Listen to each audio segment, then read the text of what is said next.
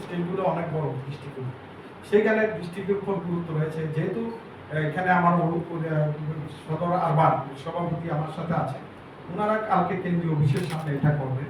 ঠিক তেমনইভাবে সারাতি বা আমি নিজে চুনামুড়া ডিস্ট্রিক্ট যেটা সিপাহীজলা সাউথ ওখানে থাকবো।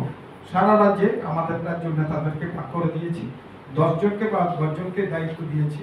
সেখানে সদর আরবানের দায়িত্ব দিয়েছি আবুল আক্তার হোসেন, সদর রুরালের দায়িত্ব দিয়েছি মামুন মিয়া, সেখানে গুমতি বা ত্রিপুরার গুমতি জেলার দায়িত্ব দিয়েছি ইউসি মঠ, সিপাহীজলার নর্থ দায়িত্ব দিয়েছি আমিনুল ইসলাম, সিপাহীজলা সাউথ নর্থ দিয়েছি আব্বাস আলী, সেখানে উত্তর দক্ষিণ ত্রিপুরা দিয়েছি তারা মিয়া, খোয়াই ত্রিপুরা বা খোয়াই জেলা দেওয়া হয়েছে ফারুক চৌধুরী, সেখানে